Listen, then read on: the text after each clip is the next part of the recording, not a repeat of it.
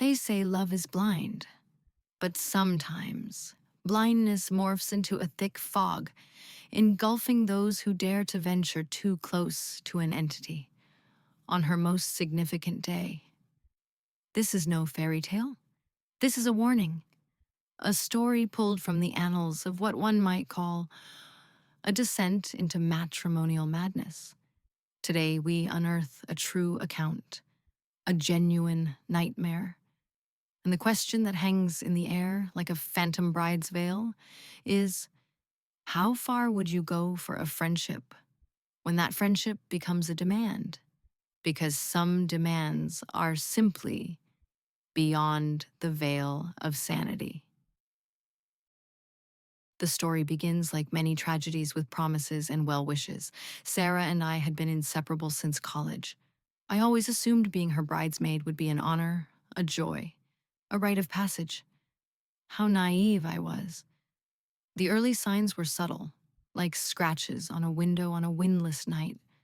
The exact shade of the dresses, the tone of the lace, the specific brand of shoes that had to be identical to hers, but not so much as to steal her thunder. Small fissures in the facade of normalcy. Every text message was a new edict, every call, a veiled interrogation. The to-do list grew, a shadow extending over my life. Dress fittings became interrogation sessions, where every crease or wrinkle was analyzed with clinical coldness. I thought it was pre-wedding stress. The cliché, nervous bride. What a mistake. I was witnessing the slow, almost imperceptible, yet undeniable birth of a Bridezilla. A creature forged in expectation, fueled by perfectionism, and dressed in tulle and resentment. The demands began to escalate. From simply being helpful, I became an extension of her will. I had to be available 24/7 for any whim. From sourcing the perfect florist 3 towns away to attending hair and makeup trials that lasted hours, only for her to change her mind at the last minute. My own plans, my job, my life were dissolving. The bridal trousseau was a work of art, the guest list, a socio-political jigsaw puzzle, and I, the maid of honor, was her most valuable pawn. There was the Cupcake Gate incident, where a catering mistake almost caused a diplomatic crisis between our families. Or the moment she demanded I convince her fiancé to change their first dance song because it wasn't romantic enough. The pressure became palpable. You could feel it in the air, thick and suffocating. But even then, in the depths of my disbelief, I didn't see what was coming. I couldn't conceive the true extent of her ambition, because some demands are simply beyond the veil of sanity. Just 2 weeks before the wedding, I was exhausted, on the verge of my own nervous breakdown. Then the call came. Her voice sounded different. It wasn't the usual hysteria, but an icy calm. A calm that, in retrospect, was far more terrifying. She said she needed my help with a very personal detail, something no one else could do. My stomach churned. I felt a chill that had nothing to do with the outside temperature. We met at a cafe, a neutral ground. She sat across from me, with an expression of gravity on her face I'd never seen before. She leaned in, her voice barely a whisper, as if sharing a forbidden secret, a passage from an ancient tome. And then she dropped the bomb. The demand, the exigency that eclipsed everything before it, something so intrusive, so bizarre, so profoundly selfish that I felt the breath leave my lungs. She demanded that I donate one of my eggs to her. The world seemed to stop, the clinking cups, the murmur of conversations, the aroma of coffee. It all vanished. There was only her face, that serene, expectant expression, and the unbearable weight of her words. Why? I managed to stammer. Her answer was equally surreal. She explained with the chilling logic of a cold-blooded killer that she and her fiancé had been struggling to conceive, that my genes were perfect, that I was the only one she trusted, that it would be the greatest wedding gift, a selfless act of love, a small request to secure their future. The echo of small resonated in my mind.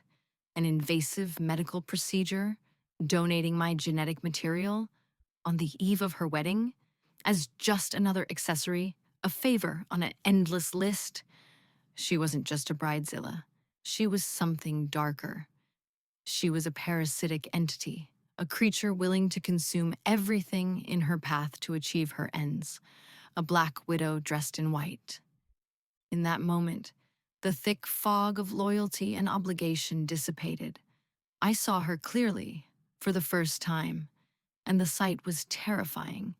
She had crossed a line, an invisible line, but irrevocably etched in the sands of human decency, because some demands are simply beyond the veil of sanity. The word no formed in my mouth before my brain could fully process it. A small word, only 2 letters, but carrying the weight of a monolith. No, I repeated, my voice trembling but firm. She blinked. It was as if she'd never heard that word before. Her expression shifted from expectation to disbelief, then to cold, controlled fury. How can you say no? She hissed, her voice now a venomous whisper. After everything I've done for you, after being your friend, this is the least you could do. The manipulation was palpable. The emotional blackmail, a dagger plunged into my chest. But it no longer hurt. I only felt a strange clarity. The fear was gone, replaced by a glacial resolve. I stood up. Sarah, I said, my voice eerily calm, there are limits. And this demand is inhumane. It goes beyond what any friendship should ask. The argument, if it could be called that, was brief and brutal. Words sharp as knives flew between us. She accused me of selfishness, of betrayal, of ruining her perfect day. I accused her of losing her mind, of crossing every boundary of decency. The friendship, as we knew it, died in that cafe. It wasn't a sudden death, but the final point of a long agony. I left the place, the sense of liberation as strong as the trembling in my hands. The wedding, of course, went ahead without me. Rumors spread like wildfire. I was erased from all photos, scrubbed from the bridal history. Some friends took her side, others mine. The division was clean and painful, like an amputation. I don't regret my decision. The price of saying yes would have been far higher than that of saying no. I heard the wedding was perfect by Sarah's standards. I heard the marriage has had its ups and downs. I never spoke to her again. The scar of that broken friendship, of that monstrous demand, remains. It's a silent reminder of how far vanity, selfishness, and pressure can go in the context of what should be a day of celebration. Bridezillas exist. They are real. And sometimes their demands are not just annoying or ridiculous. Sometimes they are a sign of something much darker, something bordering on the macabre. This story is a testament that even in moments of anticipated joy, horror can lurk, not always in the shadows, sometimes in plain sight, behind a forced smile and an immaculate white wedding dress.